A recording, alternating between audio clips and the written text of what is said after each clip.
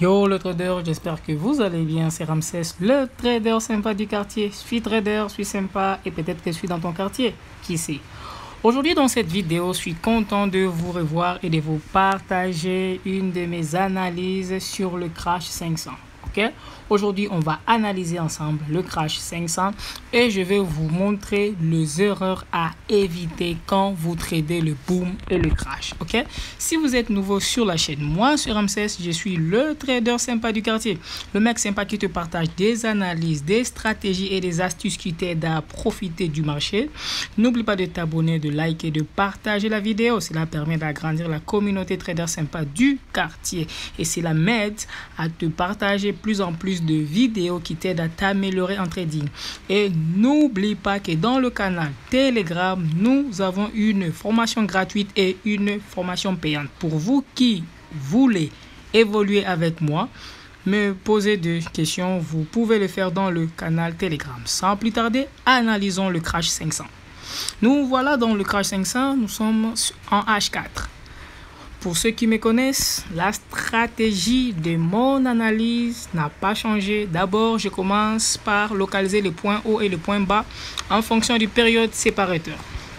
Je localise le point haut et le point bas en fonction du période séparateur sur H4.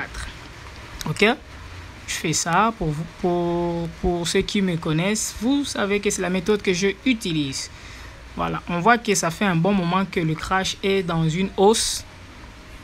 Nous voyons que le crash est dans une hausse, voilà. Nous voyons que le crash vraiment est en train de hausser. Voilà. Alors, je tiens à préciser une chose. Dans l'une de mes vidéos, je vous ai parlé de boom et crash. Et je vous ai dit que le crash, c'est vrai, il peut faire de buy, mais sa plus grande force, c'est de faire de sell. Alors, je ne dis pas que ceux qui font de buy dans le crash, ils sont... Bon, ils le font mal. Non, ils peuvent le faire chacun à sa méthode de trader. Mais pour moi, quand je vais dans un marché, je préfère mettre tout le chance de mon côté. Donc, si je suis dans crash, je vais chercher à faire que de sell, pas de buy. Voilà. Dans crash 500, nous voyons que ça fait maintenant plusieurs jours que le crash est dans une hausse. Ok? Je descends en H1. Voici ce que je vois en H1. En H1, qu'est-ce que je vois? Quand je analyse le crash, dans ma dernière vidéo, je vous ai dit il faut chercher des figures qui vont favoriser un sell. Ok? Des figures qui vont favoriser un sell, des order blocks qui vont favoriser un sell. Parce que dans le crash, on sait que les sells sont plus violents que les buys. Ok? Là, ici, je peux dire que j'ai une épaule tête-épaule. Pourquoi? Mon épaule est là, la tête est là et l'épaule est là. Ok. Qu'est-ce que je fais? Je trace ma zone d'intérêt. Ok? C'est quoi une zone d'intérêt? Une zone d'intérêt, c'est une zone qui m'intéresse. C'est une zone qui valide le figure. Ok? Voilà, ça c'est ma zone d'intérêt. Parce que c'est grâce à cette zone que cette figure est validée. Épaule, tête, épaule. Là, c'est ma zone d'intérêt. Maintenant, après avoir tracé ma zone d'intérêt, je vais tracer ma zone clé ou zone de confirmation. Zone clé, comment? C'est la zone où je vais patienter que le prix fasse un potentiel mouvement pour valider mon entrée. Ok? Donc, quand je repère une figure chartiste, je cherche deux zones. Ok, la première zone, c'est ma zone d'intérêt. C'est quoi une zone d'intérêt? C'est une zone qui valide la figure. C'est une zone qui valide la figure. Donc, si j'ai un double top, je dois chercher la zone d'intérêt. C'est la zone qui valide que voilà, nous sommes bien sur un double top.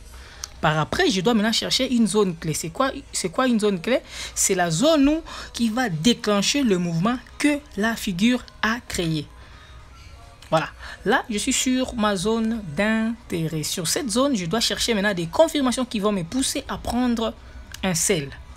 Ok, parce que je sais que nous sommes dans crash et crash a plus de violence sur le sell que les buy. Parce que les buy, oui, elles sont là, mais elles donnent peu de pips. Alors qu'est-ce que je fais encore? Je descends dans le plus petit time frame, genre 30 minutes. Je vois mon order block et mon FVG. Ok, qu'est-ce que je fais? Je vais descendre en 15 minutes. Voilà, je vois un order block là et mon FVG. Qu'est-ce que je fais? Je mets mon order block sur une boîte. Ok, et à mon FVG, qu'est-ce que je fais? Comme je sais que je suis dans crash, je dois chercher des mouvements baissiers. Donc, je trace mon outil Fibonacci de là jusque là. Ok. Bon, pour moi, je vais patienter que le prix arrive sur la zone 50 ou 60, que le prix rejette. C'est là que maintenant je vais faire un sell. Pourquoi? On est dans crash, les gars. On est dans crash. Et dans crash, je ne vais pas me faire mal à la tête à faire de buy. Je ne dis pas qu'il n'y a pas de buy, il y a de buy, mais je préfère favoriser le sell parce que le sell sont très violents et offrent beaucoup de pips que de buy. Ok, je préfère attendre un bon sell que prendre un buy qui va me faire de petits pips. Je pars en 5 minutes. Regardez le mouvement de buy. Vous voyez, ce sont des micro pips qui n'offrent presque rien du tout. Mais là, on attend que le prix arrive sur la zone 50 pour prendre position. Soit, je peux dire, si je suis pressé, je dis ok, j'entre là. J'entre là. Alors, je vais mettre mon stop loss au-dessus de ma zone 50, genre ici, ou bien sur ma zone 60. Ok, parce que là, au moins, j'ai encore un order block interne. Je peux dire, ok, mon stop loss, je vais le mettre à l'intérieur de cette zone ici, ou bien au-dessus de la zone 60. Mais comme je suis dans crash, je sais qu'il va avoir un spike sur mon fair value gap. Je le patiente. Ok, mon stop loss, je vais le mettre de ce côté-ci. De ce côté-ci. Pardon. Voilà, en fait. Et ce mouvement de buy dans crash, même si ça va dans le contre-tendance, en fait, ça prend peu de pips. Il y a peu de pips qui se créent dans un mouvement de buy dans le crash. Parce que nous savons, et si vous ne le savez pas, je vous le répète, le crash a des mouvements violents de buy. Regardez, à chaque fois qu'il y a un buy, ce sont des mouvements très violents. Et à chaque fois qu'il y a de sell, ce sont des mouvements très violents que ceux de buy. Donc, quand moi, je vais faire du crash, je ne vais pas chercher à faire de buy. Moi, personnellement, quand je fais des crash, je vais plus chercher à faire de sell. Parce que quand je vais faire un sell, je sais que le sell a plus de violence. Et là, je vais patienter le mouvement sur ce niveau. Mon order block, je le mets là. Et je patiente, en fait. Si le prix touche au niveau de cette flèche, je quitte. Parce qu'au moins, je sais que le spike évolue lentement en contre-tendance. Très lentement. Mais, voyez comment le buy évolue en spike. Ok? Vraiment, ce sont des mouvements vraiment très faibles qui offrent peu de pips. Là, oui, je suis en perte. Mais les pertes sont vraiment des petites pips qui ne peuvent pas me faire paniquer. Mais quand le spike va se déclencher, il y aura une forte volatilité qui va faire que je serai dans la bonne direction. C'est ça, en fait, les gars. Quand vous tradez, quand vous analysez le crash, essayez de mettre tout le point de votre côté. Je ne dis pas que les buys ne peuvent pas se faire dans le crash. On peut faire du buy au crash, mais pour moi, personnellement, je ne préfère pas faire ça. Je préfère mettre plus de chance sur mon côté. Quand je suis sur boom, je vais favoriser le buy. Quand je suis sur crash, je vais favoriser le sell. Ok? Voilà, en fait, c'est pas compliqué, c'est pas compliqué. Ok? Vous pouvez faire aussi ce genre d'analyse vous-même. Vous voyez que nous sommes sur une figure chartiste qui est une épaule, tête, épaule. Donc, on s'attend à un buy. Ok? Et comme crash comme on est sur une épaule, tête, épaule, on s'attend à un sell. Et comme le crash, sa plus grande force, c'est le sell, donc je m'attends à ce qu'il se passe un sell. C'est tout. Regardez, je suis en contre-tendance, c'est vrai, le prix monte. Mais regardez, ce sont des micro-pips qui ne peuvent pas me faire peur. Qui ne peuvent pas me faire peur. Et ça n'a même pas atteint $1. On est encore dans le 0.80, 0.70. Mais quand il va se présenter un spike, je peux faire même d'un coup 6. C'est ça, en fait. C'est ça. Analysez le boom et le crash. Essayez de mettre plus de chance de votre côté. Comme vous savez que boom, sa plus grande force, c'est le buy. Cherchez que des buys sur boom. Quand vous savez que crash, sa plus grande puissance, ce sont des sell, cherchez que de sell sur crash. Et ne analysez pas le boom et le crash dans le plus petit time frame. Analysez-le dans le plus haut time frame parce que là, le prix Parce que là, le marché vous donne des bougies à taille normale, à forme normale. Mais quand vous êtes dans 1 minute ou bien 5 minutes, vous voyez que vous avez du mal à analyser. Vous avez du mal à analyser ça. C'est ça en fait. Là, moi, je vais ajouter encore une position de sel. Voilà. Je vais ajouter une position de sel parce que ça s'est rapproché de ma zone 50. J'ajoute une autre position de sel. Pourquoi? C'est crash.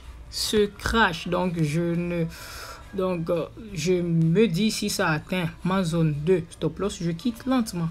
Au moins là, je sais que le buy ne va pas aller avec une violence pour me faire peur. Mais si je fais un sell, je m'attends vraiment que voilà, quand il y aura un spike, je vais faire de profit. C'est ça en fait. N'allez pas en contre-tendance dans le crash ou dans le boom. Ça, c'est selon moi. Je ne dis pas que je suis un expert en trading, mais je vous parle de ce que j'ai vécu. J'ai déjà fait l'erreur de faire un buy dans crash. Il s'est passé 3 spikes qui ont fait cramer mon compte. Alors, quand je vous dis ça, c'est sur base de ce qui m'est arrivé. Si vous tradez en contre-tendance dans boom et crash, bon, c'est votre choix, c'est votre vision.